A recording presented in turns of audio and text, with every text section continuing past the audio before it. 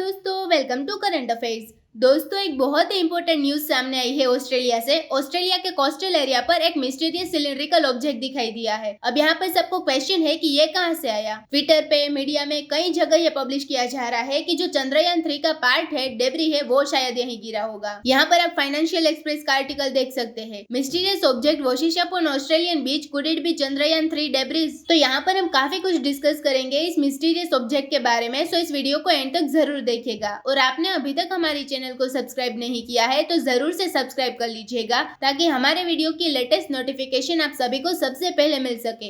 Australian space agency ने एक tweet करी है कि वेस्टर्न ऑस्ट्रेलिया के जुरियन बे बीच में हमें यह मिस्टीरियस ऑब्जेक्ट मिला है। यहाँ पर आप मैप में देखिए, ये ऑस्ट्रेलिया में, यहाँ वेस्टर्न साइड में ये है जुरियन बे बीच, यहाँ पर ऑब्जेक्ट पाया गया है। इसी वजह से यहाँ पर क्यूरियोसिटी आ गई है और अनुमान लगाया जा रहा था कि इसरो का रिसेंटली चंद्रयान 3 मिशन लॉन्च किया गया है, उसका कोई पार्ट होगा, वो ऑस्ट्रेलिया के कोस्टल एरिया पर आकर गिरा होगा। लेकिन ऑस्ट्रेलियन स्पेस एजेंसी ने कहा कि वो अभी इस ऑब्जेक्ट को लेकर इन्वेस्टिगेशन कर रही है। उन्होंने ऐसा कुछ नहीं कहा है कि इंडिया का कोई रॉकेट का हिस्सा है, पर्टिकुलरली नहीं बताया है कि ये क्या है। वो करंटली इन्वेस्टिगेशन कर रहे हैं और वो इंटरनेशनल एजेंसी से मदद ले रहे हैं। वैसे चंद्रयान 3 मिशन वो सक्सेसफुली लॉन्च किया गया है इंडिया के द्वारा। इंडिया का सबसे हैवीएस्ट रॉकेट है लॉन्च व्हीकल मार्क 3 LVM-3, उसके माध्यम से लॉन्च किया गया है। और ज्यादातर जो स्पेस रॉकेट या आंध्र प्रदेश के श्रीहरिकोटा से हम लॉन्च करते हैं, तो जब वो लॉन्च होता है तो ऑस्ट्रेलिया से भी पास होकर गुजरता है। तो वर्टिकल एंगल से देखो तो ये ऑस्ट्रेलिया पर भी गिर सकता है, लेकिन अभी तक कोई कंफर्मेशन नहीं किया गया है और इसरो ने भी कुछ नहीं कहा है इसके बारे में। और जब चंद्रयान 3 लॉन्च हुआ था, उसके 16 मिनट के बाद चंद्रयान 3 को LVM-3 जो रॉकेट है उससे अलग कर दिया गया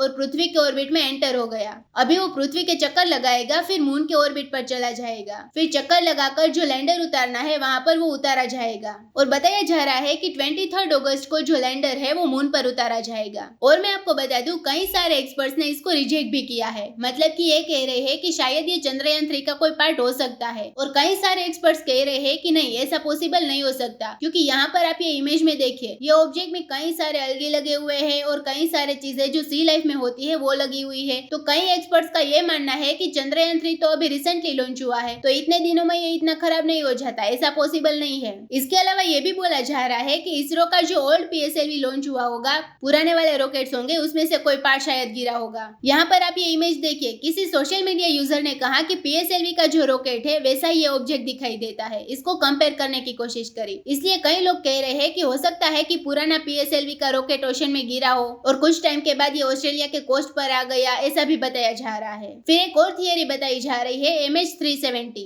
8 मार्च 2014 में जो मलेशियन एयरलाइन फ्लाइट थी MH370, जिनके अंदर 227 पैसेंजर्स थे, जो कुआलालंपुर से बीजिंग जा रही थी, चाइना की जो कैपिटल है बीजिंग, वहां पर जा रही थी। लेकिन अचानक से वो फ्लाइट मिसिंग हो गई। मगर एविएशन एक्सपर्ट जेफरी थॉमस के अकॉर्डिंग बताया जा रहा है कि ये तो बहुत पुरानी बात हो गई, ये उसका कोई पार्ट नहीं हो सकता, ऐसा पॉसिबल ही नहीं है। ऑस्ट्रेलियन स्पेस एजेंसी ने कहा कि इस ऑब्जेक्टिव के बारे में अभी कोई कंफर्मेशन नहीं दे सकते, इस ऑब्जेक्ट के ओरिजिन के बारे में हम पता लगा रहे हैं। और लोकल्स को कह रहे हैं कि इस तरह की डेब्रिस कहीं पर भी दिखाई देती है लोकल अथॉरिटीज को, तो वो ऑस्ट्रेलियन स्पेस एजेंसी को नोटिफाई करे। और उनका कहना था कि हम कमिटेड है आउटर स्पेस एक्टिविटीज की लॉन्ग टर्म सस्टेनेबिलिटी हो, क्योंकि कई बार स्पेस ऑब्जेक्ट ओशन में गिर जाते हैं और कई बार ऐसी कंट्रोवर्सीज भी आई है कि किसी दूसरे कंट्रीज के ऊपर भी गिर जाते हैं। अब कंट्रोवर्सीज की बात करें तो जब भी रॉकेट लॉन्च किए जाते हैं, इंडियन पर्सपेक्टिव से बात करें, जो सतीश धवन स्पेस सेंटर से लॉन्च किए जाते हैं, वहां से उसका कोई पार्ट ओशन में जाके गिरा था, इसलिए कई बार कंट्रोवर्सीज हुई है। फॉर एग्जांपल 1979 में नासा का स्काईलैब स्पेस स्टेशन का कोई पार्ट एक्सीडेंटली क्रैश हो गया था और रूरल ऑस्ट्रेलिया में लैंड के ऊपर जाके गिरा था।